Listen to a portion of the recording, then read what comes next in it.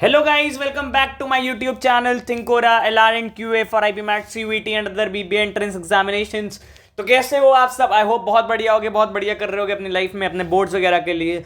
तो आज हम पढ़ने वाले हैं हमारे इस QA फ्री बेसिक सीरीज का अगला टॉपिक जो कि बन रहा है प्रोग्रेशंस। और भाई जिसने जिसने अभी तक सब्सक्राइब फॉलो लाइक शेयर वगैरह नहीं कर रखा है तो प्लीज़ प्लीज़ जल्दी से जाकर के चैनल को एटलीस्ट सब्सक्राइब कर दो भाई, बहुत मेहनत लगती है वीडियो बनाने में। Please please please do reward us अगर हाँ आपको लगता है कि we are adding value to you.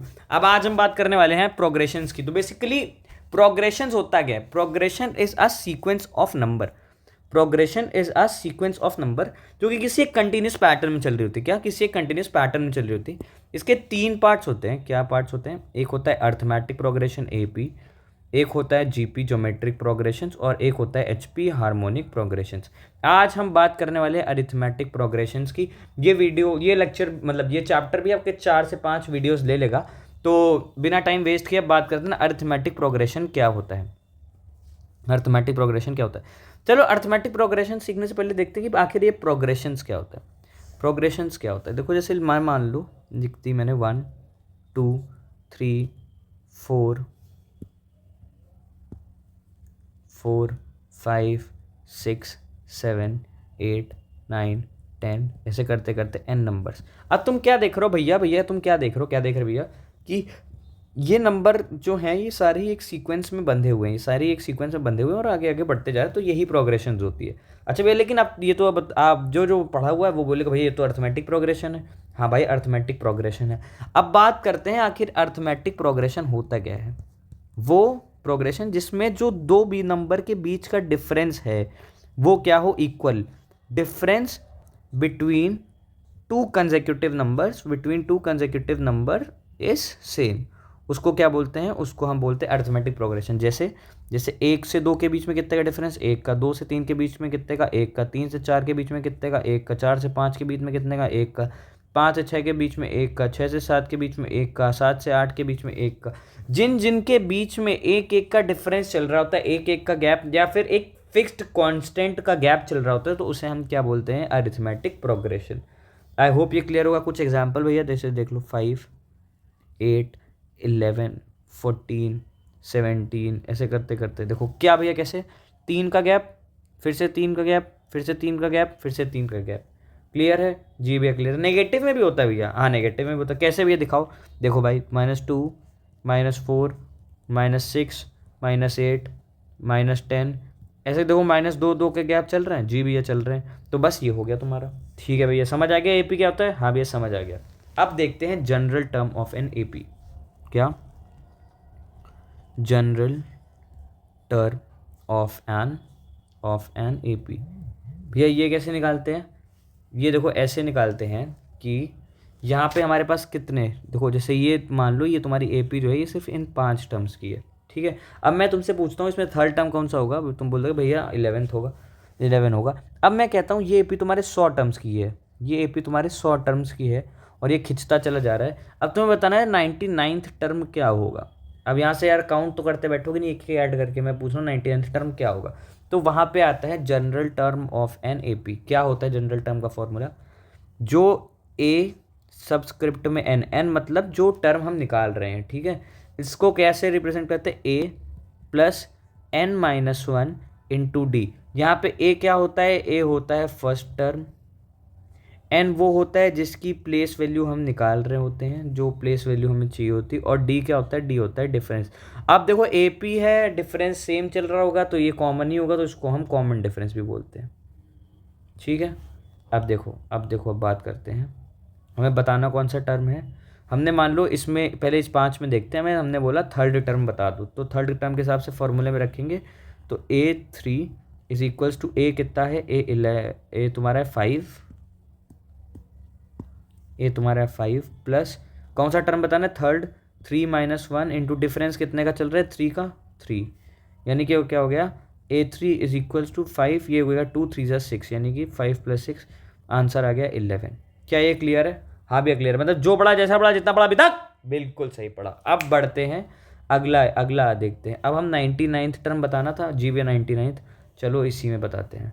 तो अब हमें A99 बताना है, तो कैसे बताएंगे? A यानी कि 5 प्लस 99 - 1 98 इंटू 3 तो A99 कितना हो गया, ये हो गया 5 + 294, 5 + 294 यानी कि A99 कितना हो गया तुम्हारा, A99 तुम्हारा कितना हो गया, A99 तुम्हारा हो जाएगा 299। This will be your answer. Clear है जी भैया, क्लियर है, आगे बढ़े। हाँ भैया आगे बढ़े। तो अब हम बात करेंगे ना सम ऑफ एन AP, ये आपके में बहुत इंपॉर्टेंट है। AP ही आपका मतलब इंपॉर्टेंट सा ही है, sum of N AP। Sum of N AP क्या होता है भैया, सम ऑफ एन AP क्या होता है, जैसे मान लो मैं कह रहा हूँ तुम्हारे पास एक AP दे रखी है 2 4 6 8 10 12 है ना, ऐसे सो ऑन ऐसे लिखी हुई है। अब तुमसे बोल रहा है इसका सम क्या होगा, इसका सम क्या। अब कोई बंदा मेरे से निकल के आएगा, वो बोलेगा भैया इसका फॉर्मूला होता है n × n+1, तो वो हम यहाँ लगा देंगे। बहुत बढ़िया बात है। क्या मैंने तुम्हें एंड पॉइंट दिया, नहीं भैया नहीं दिया, तो तुम कैसे बता सकते हो कि इसका सम क्या होगा। जी भैया बात सही है। तो मैंने कहा चलो एंड पॉइंट ले लेते हैं 100 टर्म्स, एंड पॉइंट ले लेते हैं 100 टर्म्स, ठीक है। तो सम ऑफ एन AP का जो फॉर्मूला होता है, सम ऑफ एन AP का जो फॉर्मूला होता है, एस एन से रिप्रेजेंट करते हैं सबस्क्रिप्ट में, उसका जो फॉर्मूला होता है वो होता है n/2, फॉर्मूला होता है n/2 2a + n-1 into d. This is the formula of your sum of N AP। अब n क्या है, n है तुम्हारे नंबर ऑफ टर्म्स, ठीक है। यहाँ SN बाकी सारी चीज़ें तुम्हें नोन है। n तुम्हारा कितना है 100, तो यानी कि ये कितना हो जाएगा 50। 2a तुम्हारा कितना हो जाएगा 4 + n-1 यानी कि 99। d की वैल्यू 2 है, यानी कि 2 उठा के रख दोगे तो क्या हो जाएगा 50। ये हो जाएगा 4 + ये 198, तो ये अंदर बन गया 202 × 50। ये 0 बाहर, 5 2 10 की 0 कैरी गया 1 और 5 2 10, तो ये आपका आंसर हो जाएगा for first 100 even natural number के सम की। आई होप ये सबको क्लियर हो गया होगा। अब बढ़ते हैं हम अपना एक, इसी में एक चीज़ देखते हैं, sum of first n even number का फॉर्मूला जो होता है वो ये भी हो सकता है क्या, n × n+1 where n is your number of terms. Clear है जी भैया, क्लियर है।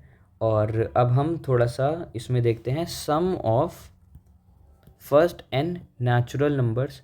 Sum of first n natural numbers क्या होता है, sum of first n natural numbers होता है n × n+1/2, ठीक है। अब उसके बाद ये दो चीज़ें आपके लिए अभी इस पॉइंट ऑफ टाइम पे इम्पोर्टेंट है। अभी ऑड का देख लेते हैं, सम ऑफ, तो अब हम देखेंगे sum of first n odd numbers. तो वो क्या होता है, वो होता है आपका n², where n is your number of terms, ठीक है। इतना क्लियर है। तो हमने मोस्टली सारा पार्ट हमारा AP में कवर कर लिया है, बस अब जो लास्ट बच रहा है that is your mean of N AP। And mean is nothing but your average. अब एवरेज तो सबको पता है क्या होता है, कैसे होता है, ठीक है। वो फॉर्मूला बताने अभी नहीं जाऊँगा। अगर आपकी कोई भी सीरीज़ जैसे मान लो ये लिखते हैं ना 2 4 6 8 10, ये आपकी 5 टर्म्स की सीरीज़ गिवन है, ठीक है, 5, और आपसे पूछा इसका मीन क्या होगा, इसका मीन क्या होगा। तो जब आपकी सीरीज़ AP में है, साथ ही साथ n मतलब नंबर ऑफ टर्म्स जो हैं ऑड हैं, नंबर ऑफ टर्म्स क्या हैं, ऑड हैं, तो जो आपका मीन होगा वो होगा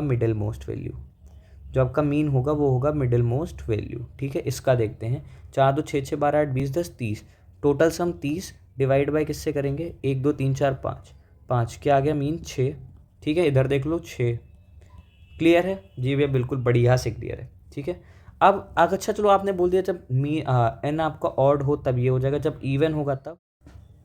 तो गाइस अब हम देखते हैं कि 5 डिजिट जब होंगी, 5 टर्म्स होंगे सीक्वेंस में, तो हमारा कैसे प्रोग्रेशन में, तो हम कैसे मीन निकालेंगे AP में। अब जब 6 हो जाएंगी किसी AP में, जैसे मान लो 10 के बाद हमने 12 ऐड कर दिया, तो अब इसका मीन कैसे निकालेगा, 2 4, इसका मीन कैसे निकालेंगे। तो उसके लिए क्या करना है, पहले देख लो क्या ये AP में है, हाँ भैया सबने दो का डिफरेंस है AP में है। अब क्या करो, जो मिडिल की 2 वैल्यूज़ होंगी, जैसे 2 यहाँ से क्रॉस किए, 2 यहाँ से क्रॉस किए, मिडिल की जो 2 वैल्यूज़ होंगी, इनका mean will be the mean of your total AP। तो यहाँ पे इन दोनों का मीन कितना हो जाएगा, 14/2 यानी कि 7। अब 4 2 6 6 12 12 8 20 10 30 42 42 बाय 6 करोगे तो कितना बचेगा 7। यहाँ से 7 यानी कि ये भी पढ़ा, जितना पढ़ा, जो पढ़ा, जैसे पढ़ा, एकदम सही पढ़ा। तो गाइस आज के लिए हम इतना ही रखते। प्लीज़ एक रिक्वेस्ट मेरी आपसे फिर से रहेगी, जाते जाते please subscribe to our channel, because बहुत ज़्यादा मेहनत लगती है, बहुत ज़्यादा हेक्टिकनेस के बाद भी वीडियोज़ आ रहे हैं। तो प्लीज़ इतना सा I want you guys to do for us, and thanks for watching the video. Thank you.